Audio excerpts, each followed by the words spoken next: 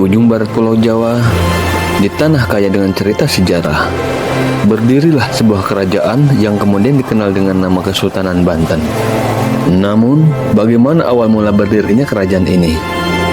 Mari kita menyusuri jejak-jejak masa lalu yang penuh legenda dan petualangan.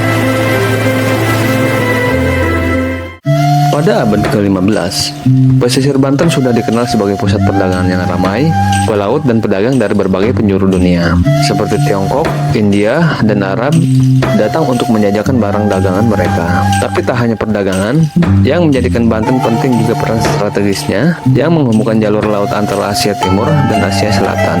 Banten terletak di Selat Sunda, jalur pelayaran yang sangat penting.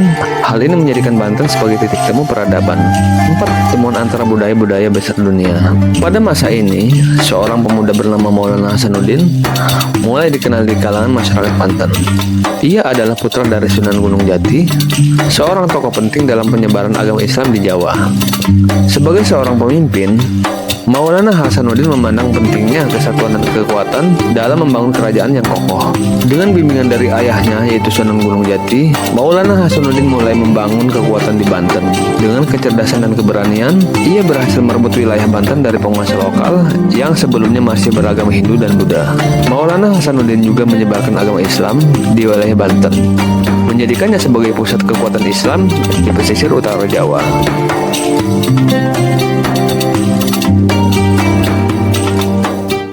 Pada tahun 1527, Maulana Hasanuddin mendirikan Kesultanan Banten dan diangkat sebagai Sultan pertama.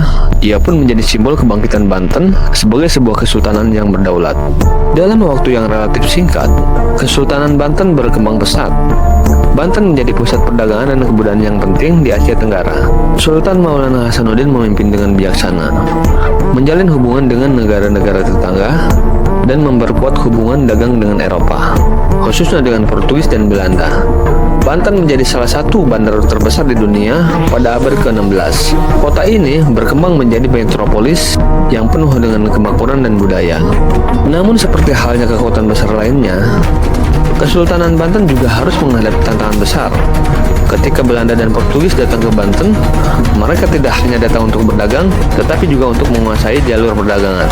Walaupun Kesultanan Banten sempat mengalami pertempuran yang sengit dengan penjajah Eropa, Banten tetap mempertahankan kekuasaannya di kawasan ini selama berabad-abad.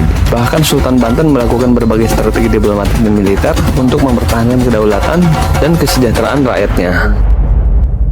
Pada akhirnya, tekanan dari penjajahan Belanda dan persaingan dengan kerajaan tetangga menyebabkan Kesultanan Banten mulai melemah pada abad ke-18.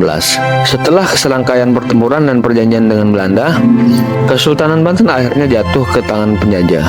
Meskipun Kesultanan Banten tak lagi berdiri sebagai sebuah negara merdeka, warisan budaya dan sejarahnya tetap hidup dalam ingatan masyarakat Banten dan bangsa Indonesia.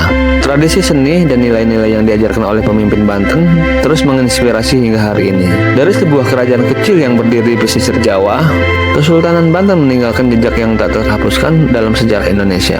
Dengan semangat perjuangan dan kebijaksanaan para pemimpinnya, Banten membuktikan bahwa kekuatan sebuah kerajaan tidak hanya terletak pada besarnya wilayah, tetapi juga pada kebudayaan yang mereka wariskan. Dan begitulah kisah tentang asal-usul berdirinya Kesultanan Banten, sebuah kerajaan yang telah mengukir sejarah panjang dan penuh makna, sebuah warisan yang terus hidup dalam semangat para penduduknya. Terima kasih telah menyaksikan perjalanan sejarah yang luar biasa ini. Semoga kisah ini dapat menginspirasi kita semua untuk terus menjaga warisan budaya dan sejarah bangsa kita.